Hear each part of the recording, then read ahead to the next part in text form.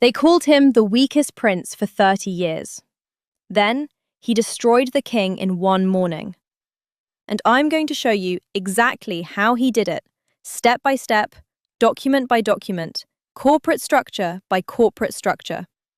Because what Prince Edward pulled off is not a royal story. It is a masterclass in strategic invisibility that would make the sharpest lawyers in the City of London put down their coffee and pay attention. Before we go any further, if you are new here, this channel does one thing. We go behind the press releases, behind the palace statements, behind the carefully managed photographs, and we find out what is actually happening inside the most scrutinized family on earth. If that is what you are here for, hit like and subscribe right now. Because what I am about to tell you about Prince Edward is going to fundamentally change the way you look at every quiet person you have ever underestimated in your entire life. Right, let us begin. Every royal family has one, the forgettable one. The one the tabloids ignore, the one historians skim past, the one everyone assumes will simply do what they are told and disappear quietly into a grace and favour arrangement somewhere in the Windsor countryside. For the British royal family, that prince was Edward. And for 30 years, 30 full years, he let every single one of them think exactly that. The press called him weak when he quit the Royal Marines. They called him embarrassing when his television company folded. They called him irrelevant when he stayed out of the drama that swallowed his brother's whole. While the world was pointing cameras at Harry, at Andrew, at Charles, Edward was doing something in the background that nobody in that palace, nobody in that press corps, nobody in that legal team at Buckingham Palace had the foresight to take seriously. He was building a legal fortress so airtight, so precisely constructed over 3 decades, that when the King of England finally came for him in 2026, the battle lasted exactly 1 morning. The most dangerous person in any room is not the loudest one. It is the one everyone stopped watching. Now, let me show you who Edward actually is, because I promise you, the version you have been sold by the tabloids is not just incomplete. It is almost the precise opposite of the truth. Most people know the surface Edward, youngest of Queen Elizabeth's 4 children, born 1964. Briefly attempted, the Royal Marines quit after 1/3 of training. Started a television production company called Ardent Productions that generated more awkward headlines than actual revenue. Married Sophie Rhys-Jones in 1999 in a ceremony so deliberately understated the press barely covered it. Spent decades doing charity work, largely ignored, rarely photographed in anything more dramatic than a sensible suit at a community centre opening. That is the story they told you. Here is what that story leaves out entirely. Edward went to Cambridge University. Not a ceremonial admission, a real academic degree, while his brother Andrew went straight into the military. Edward outperformed Andrew academically, quietly, without ever making a single point of it publicly. He then went to work for Andrew Lloyd Webber's really useful theatre company. And if you think that was simply a young royal dabbling in the arts, you are missing something crucial. Lloyd Webber's operation at that time was one of the most commercially sophisticated entertainment businesses in the world. Edward was not learning to sing. He was learning how corporations structure deals, how intellectual property is owned, licensed, and protected, how contracts are written to last. He then ran Ardent Productions as managing director.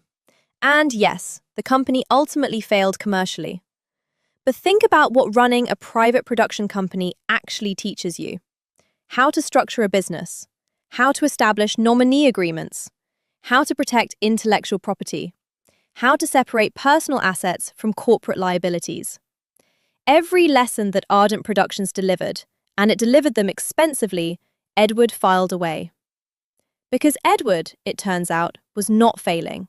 He was learning. And in 2026, every single lesson he ever learned cashed in at once. Now we get to 1996, and this is where the story genuinely begins. The Crown Estate has a problem.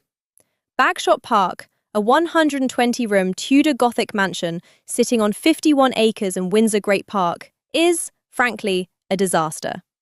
Crumbling roof, asbestos throughout, a heating system that belongs in a museum. The Crown Estate is seriously considering selling it to a developer to be converted into a hotel, because nobody in the royal family wants to touch it.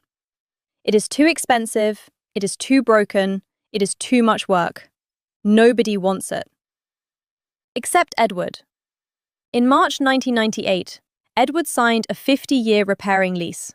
The rent is low. But this is the critical detail. He is legally responsible for all major structural renovations. At the time, the press mocked it. Why would a prince voluntarily take on a crumbling money pit? What kind of judgment is that? Here is what the press missed entirely. Edward had just acquired a 51-acre estate with a long-term crown lease for almost nothing by taking on the risk that every single other person in the royal family refused to touch. He then personally invested £1.36 million of his own privately earned money, not royal finances, not a family grant, his own commercial earnings, into a full structural renovation of that building. He fixed the roof, he cleared the asbestos, he installed modern systems, he transformed a liability into an asset. Everyone laughed at him for taking on a broken mansion. Nobody noticed he had just secured one of Windsor's most valuable estates for the price of some builders and the willingness to do the work nobody else would. But this is where Edward's strategy reveals its first layer of genius, because the story does not end with a renovated house. Once Bagshot Park was transformed, once the work was done, and the mansion was genuinely valuable, the Crown Estate did exactly what any commercial landlord does when a tenant improves a property. They raised the rent. All the way to £90,000 a year, full market rate. Now watch how Edward responds. Not with outrage. Not with a statement to the press. Not by calling his legal team and making noise about the injustice of it. He pays it. Quietly. Every single year. Without complaint. Without drama. And if you think that is Edward simply accepting defeat, you have fundamentally misread the man. By paying full market rate without complaint, Edward was doing something far more strategically important than saving money. He was building a legal track record. A documented, verifiable, unchallengeable record of himself as a commercial tenant in good standing. Not a royal enjoying a favour. Not a family member occupying a property on informal terms. A paying, compliant commercial tenant with documented legal rights under commercial property law. He was also watching something else very carefully. He was watching his brother Andrew living rent-free at Royal Lodge, paying nothing, contributing nothing, operating entirely on the assumption that royal privilege would protect him indefinitely. He watched grace and favour arrangements being handed out and taken back at institutional whim. He watched what happened when you built your security on trust and tradition rather than on paper. Edward took notes. Edward always took notes. And then we arrived in 2007. And this is the moment that changes everything. This is the move that even legal experts, when they eventually traced it backwards, struggled to fully process. Because what Edward did in 2007 was not just clever, it was almost surgically precise. 9 years after signing his original lease, Edward uses a private company he personally controls, Eclipse Nominees Limited, to pay £5 million upfront to the Crown Estate. In return, his lease is extended from 50 years to 150 years. He also gains the explicit, documented, contractually established legal right to sell that lease for profit, keeping any proceeds from a future sale entirely to himself. Think about what Bagshot Park is currently valued at, approximately £30 million. He holds a 150-year commercial lease on a £30 million asset, with the legal right to profit from it if he ever sells. But here is the genius that took people so long to fully grasp. By routing this entire transaction through Eclipse Nominees Limited, Edward did not simply extend a lease. He performed a legal transformation of the entire arrangement. He changed its fundamental nature at the deepest structural level. The Crown Estate was no longer dealing with Prince Edward, a member of the royal family subject to royal family dynamics, palace politics, and institutional goodwill. It was dealing with a corporate entity, Eclipse Nominees Limited, holding a 150-year commercial contract governed by the Crown Estate Act 1961. Not royal prerogative, not family tradition, statute law, commercial contract law. The kind of law that does not bend to palace pressure and does not dissolve when a new king decides he wants to modernize. Think of it this way. There is a fundamental difference between renting a flat on a handshake from someone who trusts you and owning a commercial property through a corporate structure. One can be withdrawn the moment the relationship changes. The other requires a court order to break, and even then, you will probably lose. In 2007, Edward stopped being a prince who lived in a royal house. He became a corporate entity holding a £30 million commercial asset. And nobody in that palace noticed for 19 years. But the Bagshot lease was only one wall of the fortress. Because while that corporate structure was being built, Edward was simultaneously constructing an entirely separate layer of legal protection, a documentary fortress around every other significant asset in his life. Queen Elizabeth signs a formal letter of intent, legally tying the Edinburgh title to Bagshot Estate for the duration of Edward's lifetime. And critically, she has that document witnessed by Prince Philip, the Duke of Edinburgh, the man who gave Edward his name. A dying man who understood exactly what he was signing, and signed it anyway. When Sophie receives the Anthemian tiara as a wedding gift in 1999, Edward ensures a literal deed of gift is drawn up, signed by the Queen herself, explicitly classifying the tiara as a private, personal present. Not an institutional loan, not a temporary transfer. A permanent, private gift, documented in writing with royal signatures. And then, and this detail is almost too precise to believe, when Edward personally designs a matching pearl set to accompany the tiara, he documents his creative work in a way that establishes an intellectual property claim. Because the tiara and the pearl set, as a unified artistic unit of his own design, are now protected not just by a deed of gift, but by copyright. Which means that even if someone wanted to dispute the tiara, they cannot separate the historical stones from the broader piece without triggering an intellectual property violation. This is not how royals normally operate.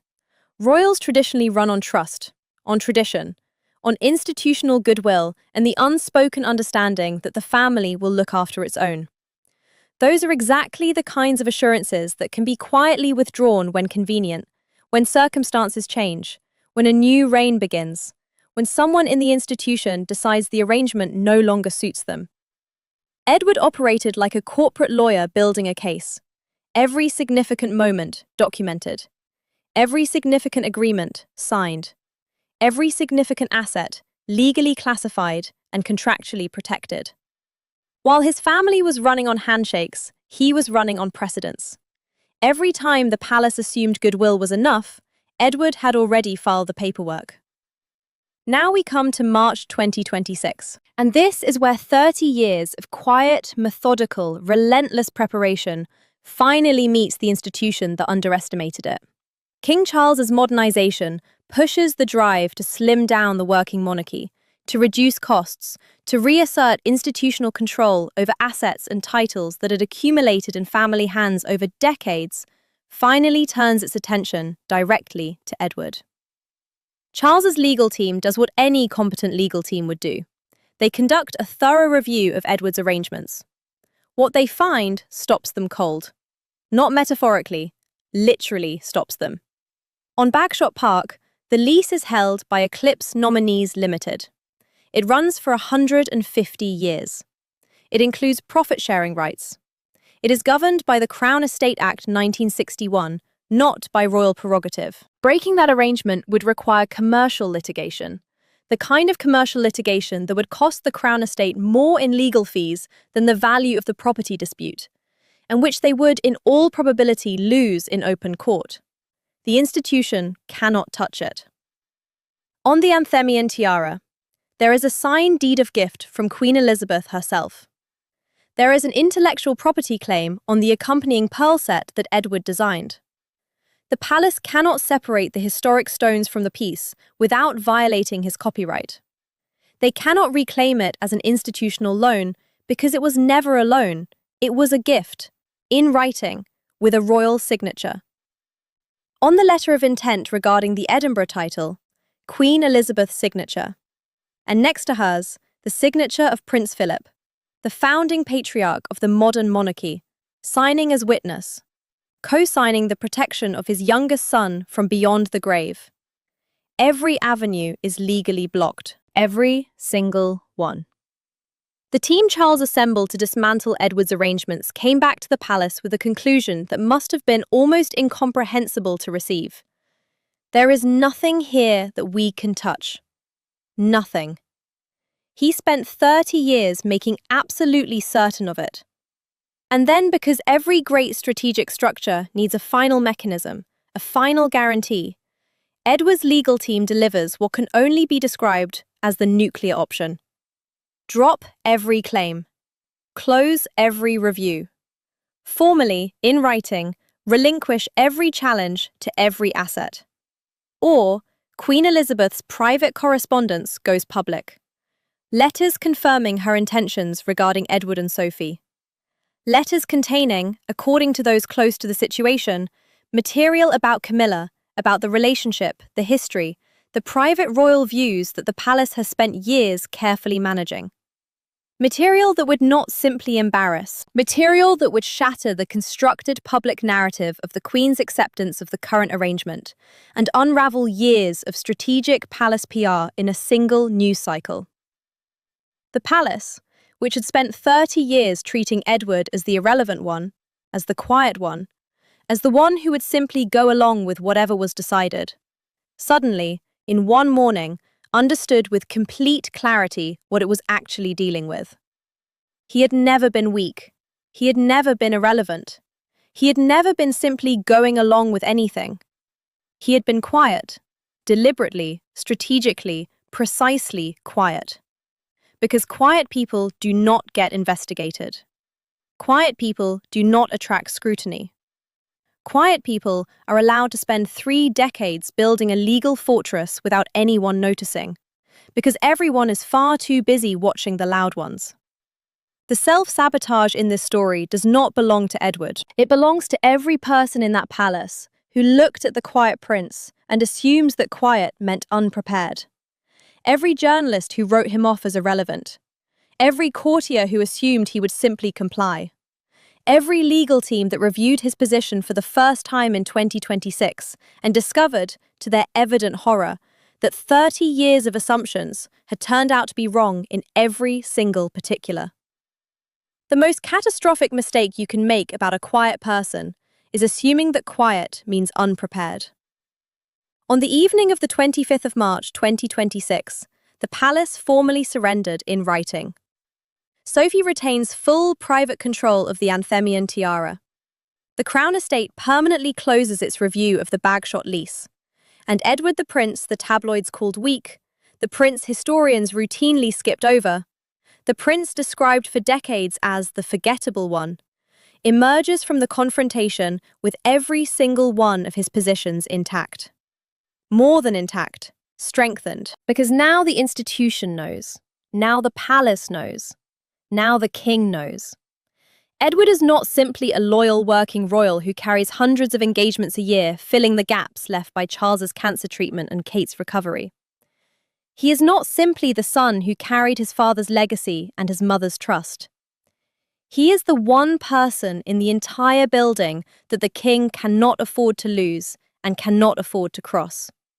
Both things, simultaneously, permanently. He went from the prince everyone forgot to the one person the institution cannot move and cannot manage and cannot outmaneuver. Because he spent 30 years making sure of it, and he did it so quietly that nobody saw it coming until the morning it was already done. Now let me tell you what Edward's story actually means. Because this is not just a royal tale. This is not just a fascinating piece of constitutional history or a satisfying account of a dismissed figure finally getting his due. This is something that applies to every single person watching this right now who has ever been written off, who has ever been the quiet one in the room that nobody took seriously, who has ever been overlooked for someone louder, someone more visible, someone the institution or the organization or the family simply found easier to pay attention to. Visibility is not power. They look like the same thing from a distance, but they are not the same thing. The loudest person in any room is often the most exposed, the most surveilled, the most scrutinized, the most vulnerable to the moment when the spotlight turns hostile. The person building in the background, documenting everything, structuring everything, protecting everything, is the one who survives when the storm finally arrives. Edward did not win in March 2026. He won in 1998, when he signed the first lease and took on the property everyone else refused to touch. He won in 2007, when he routed the lease extension through Eclipse Nominees Limited and changed the fundamental legal character of the entire arrangement. He won in 1999, when he had a deed of gift drawn up for a tiara that was supposed to be a simple family gift. He won in every quiet room, at every ordinary desk, in every careful legal filing that nobody in the palace thought was worth paying attention to. The confrontation in March 2026 was not when Edward won. It was simply the morning when the rest of the world finally found out. And here is what I want you to sit with after you finish watching this. Every system, whether it is a royal family, a corporation, a workplace, a family dynamic, every system has a tendency to invest its attention in the visible players.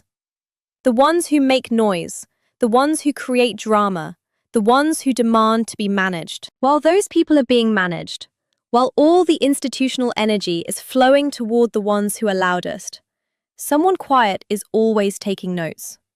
Someone quiet is always building. Someone quiet is always filing the paperwork that the institution assumes does not need to be filed yet.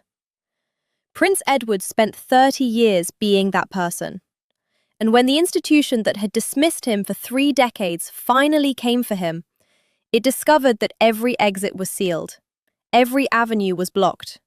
Every assumption it had ever made about the quiet prince had been weaponized into a legal structure it could not penetrate, by a man who had been doing it so carefully, so methodically, and so invisibly that by the time anyone thought to look, it had already been done. The palace sent lawyers to dismantle a prince's life. Those lawyers came back and said, "There is nothing here we can touch." He spent 30 years making sure of it. And not once, not a single time in 30 years did he raise his voice, court a headline, or give anyone a single reason to start looking too closely. That is not a weakness. That is the most sophisticated form of power that exists. The kind that does not need to announce itself. The kind that is simply there, immovable and permanent, in the morning you finally need it.